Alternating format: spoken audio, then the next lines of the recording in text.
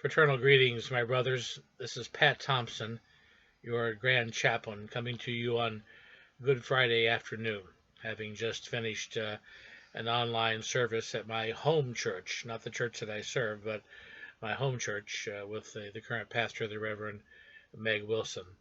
It occurs to me as we consider where we are at this particular moment, all of us being somewhat confused and frightened, certainly uncertain of the future, that it's not unlike perhaps that very first Easter experience, if you come from the Christian tradition. And even if you don't, you certainly can appreciate the story.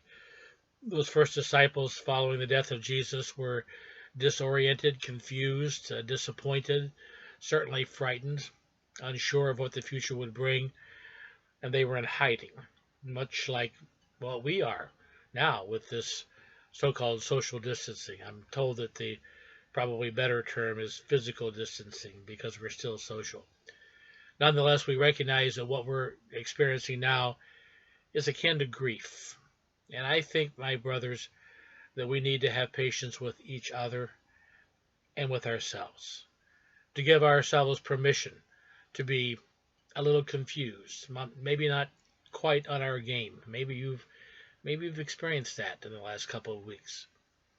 I think we need to recognize that even though this is a difficult moment, and certainly, as we've all said over and over again in uncharted territory, that there's a lesson to be learned here.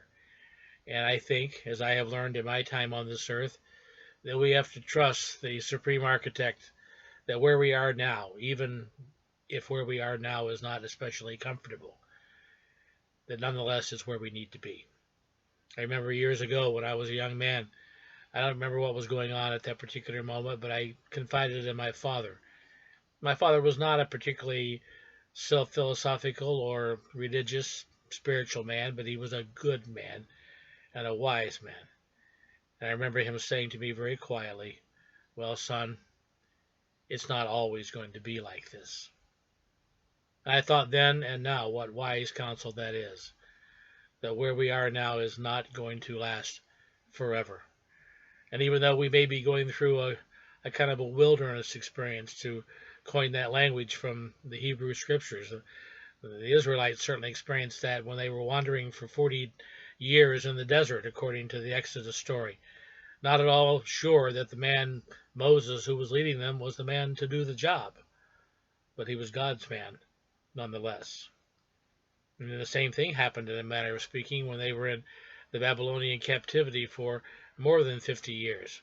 They'd been carried away from their homeland, and they were convinced, at least at the beginning, that Yahweh had abandoned them, that Yahweh was not with them where they were now, but rather was back home in Jerusalem.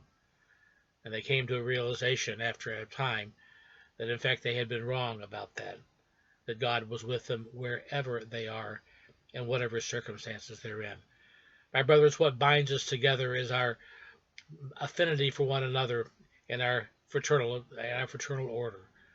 We recognize that that's what keeps us.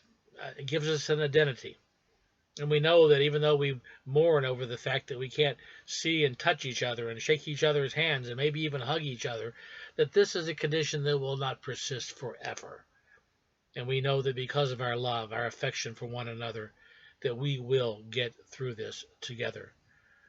My brothers, be content now in knowing that even though we can't know the future, we know who does. And it is none other than the Supreme Architect of the universe, who is already there, whatever that future is. And so in this holy season of the year, for those of you who celebrate it, may the Lord bless you and keep you. May he make his face to shine upon you and be gracious to you. May the Lord lift up his heavenly countenance upon all of you and all of us, and give us now his peace forevermore. Amen.